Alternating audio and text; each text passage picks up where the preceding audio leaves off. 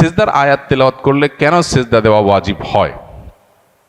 সিজদার আয়াত তেলাওয়াত করলে সিজদা কেন দেওয়া আবশ্যক হয়?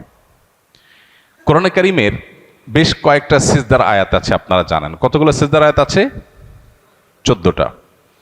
এই 14টা সিজদার আয়াত পুরো কোরআনে বিভিন্ন জায়গায় আছে, শেষের দিকে একটু বেশি, শুরুর দিকে একটু কম। এই সিজদার আয়াতগুলো তেলাওয়াত করলে আমরা সিজদা দেই কেন? এর উত্তর হলো, এই আয়াতগুলোতে হয়তো সিজদা দেওয়ার নির্দেশ আছে সরাসরি, তখন আমরা সেটাকে সাথে সাথে তামিল করার জন্য সিজদা লুটিয়ে পড়ি। এটাই নবী সাল্লাল্লাহু আলাইহি ওয়াসাল্লাম আমল করেছেন, শিখিয়েছেন। যেমন একটা সিজদার আয়াতে আল্লাহ তাআলা বলেছেন, তোমরা আল্লাহর উদ্দেশ্যে সিজদা নিবেদন করো।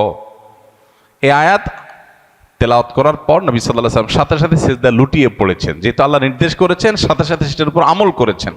আমরাও সেটার উপর আমল করে সিজদা করি।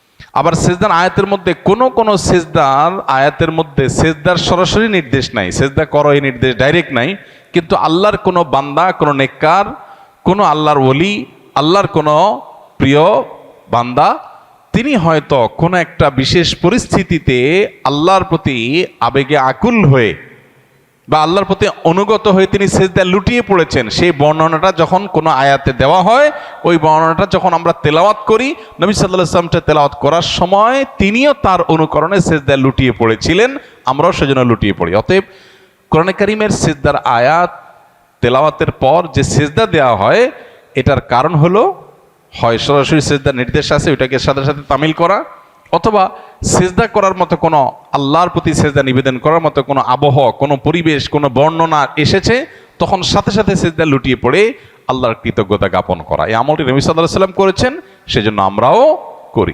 এমনকি যদি এই লজিক্যাল কারণ নাও জানা থাকতো, নবীজি সাল্লাল্লাহু আলাইহি ওয়াসাল্লাম করেছেন সেজন্য আমরা করি, এটাই হলো সবচেয়ে সলিড এবং সহজ উত্তর আমাদের জন্য।